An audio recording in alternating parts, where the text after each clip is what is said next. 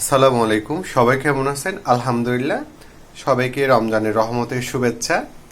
আজকে মুরগির হাড্ডি মাংস দিয়ে মিষ্টি কুমড়া রান্না করব, টমেটো দিয়ে সুরমা মাছ রান্না করব, আর পালং শাক ভাজি করব।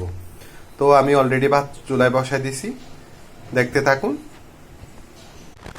মুরগির হাড্ডি মাংস দিয়ে মিষ্টি কুমড়া রান্না করার জন্য আমি এখানে আদা, পেঁয়াজ, রসুন কুচি করে নিছি, আর পালং শাক ভাজি করার জন্য পেঁয়াজ রসুন, আর সুরমা মাছ টমেটো দিয়ে সুরমা মাছ রান্না করার জন্য পেঁয়াজ রসুন কেটে নিছি।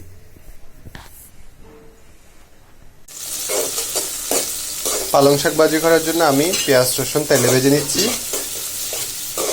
এগুলো ভাজা হয়ে গেলে আমি শাকগুলো দিয়ে দিব।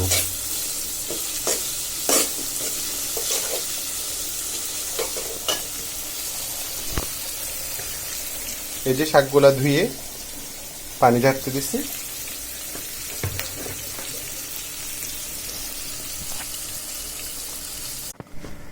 তো আমার পালং শাক দেখুন কতগুলো পানি বেরোছে।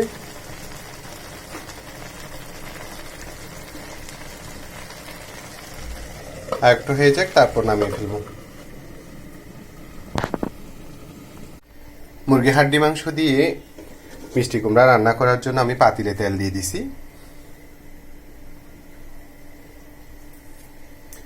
এবার পেঁয়াজ রসুন আর গরু মশলাগুলো দিয়ে দিব। বিসমিল্লাহ।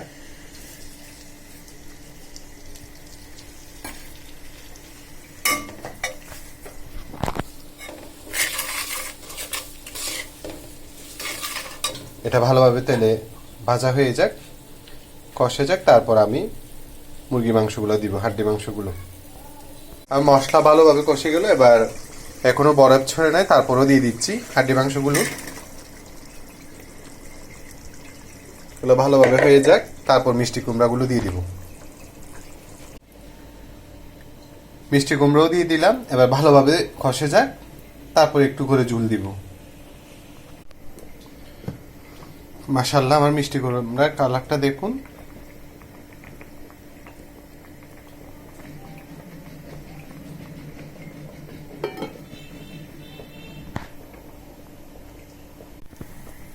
এদিকে আমার মিষ্টি কুমড়া প্রায় হয়ে আসছে, মাশাআল্লাহ। আর আরেকটা চুলায় আমি কড়াইতে তেল দিয়ে দিছি। এবার কেটে রাখা পেঁয়াজ রসুন দিয়ে দিচ্ছি। বিসমিল্লাহ।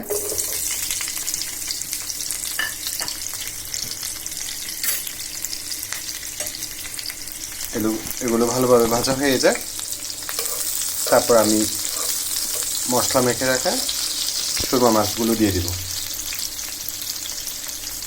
তো আমার আজকে রান্না একদম রেডি। এই যে টমেটো দিয়ে আমার সুরমা মাছ, আর মুরগির হাড্ডি মাংস দিয়ে মিষ্টি কুমড়া, কাঁচা মিষ্টি কুমড়া, আর পালং শাক।